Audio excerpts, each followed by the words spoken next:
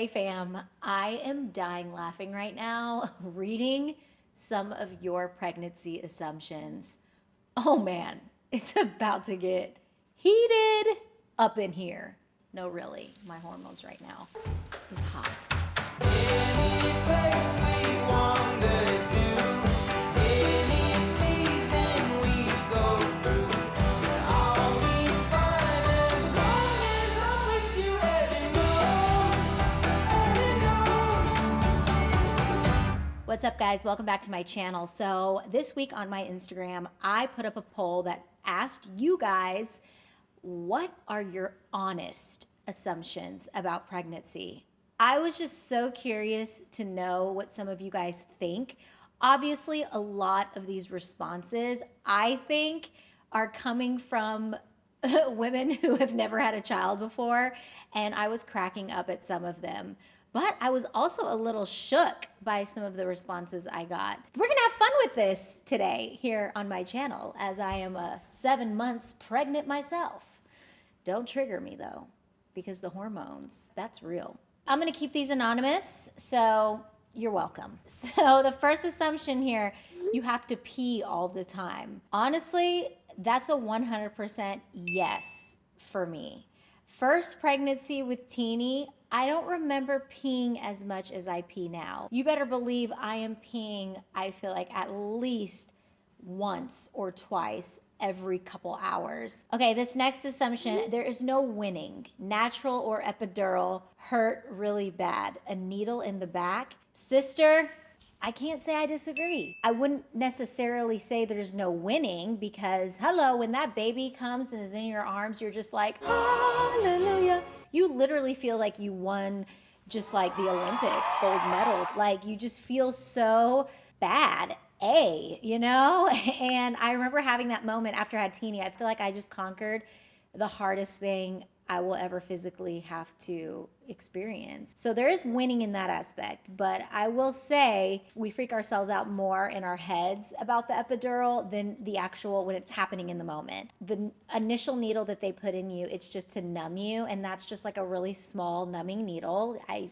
think it's small. It didn't feel like a pencil. Then after that, by that point you're numb, so you don't really feel the needle thing device that they're using to place the epidural in the right spot. Stretch marks. I mean, come on. I think we can all associate pregnancy with stretch marks. Your body is stretching, it's transforming, it is evolving in the 9 months that you are growing this baby in this life. But the elasticity of your skin can really determine, I guess, how much stretch marks you get. That's something that I heard. My mom actually didn't really get tons of stretch marks, and that's another thing I've heard. Another personal assumption is like genetics. Like if your mom didn't really get stretch marks, the chances are your skin's elasticity is just as like firm. But to be honest with y'all, I would be shocked if there are women out there that said I got 0 stretch marks. I didn't get stretch marks on my stomach, but I did get them in my thigh region, like between my thighs, especially below the vajayjay area, that region. And honestly, I've had stretch marks since I was in high school before pregnancy. I have stretch mark on my knee. It's so weird. I think my legs just grew maybe really fast at some point during puberty. I also got a little bit of stretch marks on my breast after I had Teeny. But then after you have the baby, everything fades to a really nice transparent, almost like a whitish color. And to be honest with you guys, I'm just not that bothered by the stretch marks that I do have. Those stretch marks that I did get are just like little reminders that yes, I had a baby and my body has changed. That shouldn't be a reason why you're like, I'm not having kids because I don't want to get stretch marks. You are totally not ready to have kids if that's what you're worried about. This kind of ties into the next assumption. It ruins the body. Whoa, the word ruins, man, that's tough. I'm like, are we walking through the ruins in Rome? That's a pretty deep word. I would not say that it ruins the body. Pregnancy is, again, a life-changing, body-changing process, but it's really up to you, your discipline, and your determination for how you decide to treat and take care of your body, whether that's pre-pregnancy, during pregnancy, and postpartum. I definitely had those same assumptions and fears because I feel like that's what mainstream media and just sometimes friends and family feed to you is like, oh, get ready to say bye-bye to your body, say goodbye to your boobs, say goodbye to your stomach. I hope that I could be a walking example that that is so not true, because I did gain almost 60 pounds with Teeny, my first pregnancy. 6 weeks after having a baby, you see those celebrities on the cover and you're like, whoa, she looks good. It actually motivated me to get into the best shape of my life. You just had a baby. It's the hardest thing that maybe you'll ever have to endure as a woman. You better believe you can do 10 burpees. You better believe you can do those push-ups. I never had abs until after I had a baby. Like, isn't that crazy? Usually it's the opposite, but I actually was able to strengthen my core. I got really disciplined. I made time for taking care of my body. At the end of the day, wherever you are in your own personal transformation, fitness journey, health journey, just always be kind to yourself in the process. You feel gross the whole time and huge during pregnancy. You know what? You have your moments. There are days in this journey where I'm just like, get it together, Saz. Like, whoa, if you just like wear one of Stevie's t-shirts and his boxers one more day, like, come on, just dress up for yourself. So there's days where, yes, I feel gross, but I've also felt that way when I'm not pregnant. We just all, as women, right? We have those days where we just feel like slob kebabs, like, ugh. I think it's important and necessary to have those days, because then on the days when you actually dress up, you suddenly appreciate the time and the effort that you took to, you know, get a little dressed up, and it makes you feel good. Yes, of course you feel huge. I always feel huge when I'm in the shower and I'm trying to shave my legs and I literally cannot see past my stomach. I'm now at that point. The stomach is now just like popping. Okay, next assumption, that your vagina will never be the same.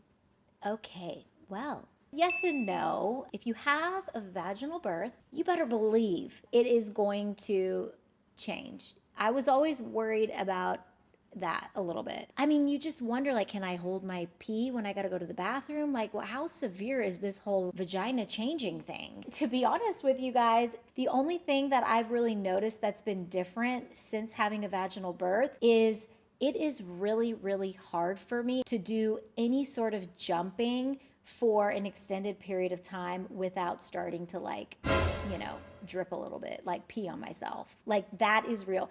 I can't get on a trampoline now that I've had Teeny, and I definitely can't get on one now that I'm like pregnant and I gotta pee every 5 minutes. It takes time, just like your body, to heal. Things start to regenerate. The nerves and all of that stuff starts to come back again, and it's like better than it was before, if you know what I mean, especially for me in the intimacy category. I felt like a teenager again or something. Like, I just felt like, oh, I actually feel great.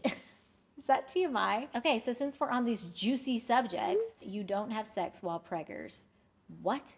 That is false. Who told you that? I mean, I will say, as your tummy gets bigger, as the pregnancy starts to take your breath away, it's harder to get comfortable. It's harder to actually feel like you want to get into it. But the whole assumption that you don't have sex during pregnancy or that it hurts the baby, that's totally false. I can't imagine going 9 months without being intimate with my husband. Like, that's just, what? I would feel really sorry for him. I love this assumption. Finally, one that we can all smile about, that women don't talk about how freaking awesome it is what our bodies can do. Amen to that, sister. It's just really a miracle, the whole process of pregnancy and just what our bodies can do, that more and more of us should be talking about and celebrating. Okay, so the next pregnancy assumption, that it's difficult to find a good sleeping position. You can't sleep on your belly, right? Well, true. And kind of false. I'm a side sleeper, so I can get easily comfortable. Always like just kind of like lightly, just like that. Like, I can sleep like that. I could literally take a nap now that I'm doing this. Oh gosh, I literally have to pee. BRB. I feel much better. What's the next assumption? That you are super gassy all the time. You know what? I wouldn't say all the time, but I will say, when the gas strikes, it ain't gonna be good. I'll just leave it there. Next assumption, that it's hard painful and exhausting, but worth it. Say it again for those in the back. That it's hard, painful, and exhausting, but it's worth it. It is worth it. Dang, this one's, I'm not even going to read this one. This is too much. No, we're going to pass that one. We all know that's real. Okay, next assumption, that you need to eat for 2 people. I always used to think that too. And then I realized when I had gained almost 60 pounds with Teeny, and then they said to me when she came out, she's a healthy 5 pounds, 12 ounces, 19 inches. I was like, what? I just pushed for 2 hours, a 5-pounder. Why did I gain so much weight? The assumption that you are eating for 2, honey, it's actually false. And all those pregnancy apps will tell you that. Did you guys know that everything that you eat when you're pregnant, it actually takes longer for your digestive system to break it down, so you could feel full longer, especially if you eat a big meal. And it takes longer for it to digest. Why? Because what your body is doing, this is amazing, is it is basically like separating everything that you ate. Like, let's say you ate a cracker. Within that cracker, it's going to take whatever nutrients that would be good for the baby, and it's going to give it and pass it over to the baby. And then whatever is not nutrient based, like whatever other ingredients are in there, it's like flushing it out. And so it's like this natural filter that our body has. Now, no matter what, I know some women, you get sick in your first trimester and you can barely take your prenatal pill. Like, even then, your body is doing exactly what it needs to do to give the baby what it needs. So even if you're not able to actually like eat, proper meals, not to worry. I also read that then the baby is still going to get what it needs from your body, even if that means it has to take from your bone density. Now, that's something that you wouldn't want and that you don't want, but just a fun little fact there. Like, if it comes down to starving measures and that fetus needs to be fed, your body will find a way, because that baby is the priority. So it's kind of like whatever with you, and it's like focus on the baby. Okay, next assumption, the bigger the bump, bigger and healthier the baby. Wrong. Everybody's body is just so different and unique. Some women, they do show a lot sooner than others. It doesn't mean that they're eating more than other women. It's just the way naturally our bodies are. So I know though that for a fact though, the bigger the hair, the closer to God. But the bigger the bump, the bigger the baby. I don't know about that. All right, guys. Well, I think I answered a lot of these. If you guys enjoyed this video and want me to do a part 2, let me know. And also, if you guys have any assumptions about pregnancy that I didn't mention, comment below. I am fascinated that we have all of these assumptions associated with pregnancy, and a lot of them can be pretty extreme, but I appreciate the honesty. And let's be real, pregnancy, it can feel a little scary. But with all that being said, it is truly one of the most magical things that you can experience. There are so many women out there who struggle with conceiving, with pregnancy, having a baby, and just it's a miracle. It really is. So I think it's important that we walk through it with grace. We're going to have those moments of fear, worry, and doubt, but I think it's so important, again, to always be kind to ourselves in the process. These bodies are home to our babies, so we got to make them cozy, feel cozy.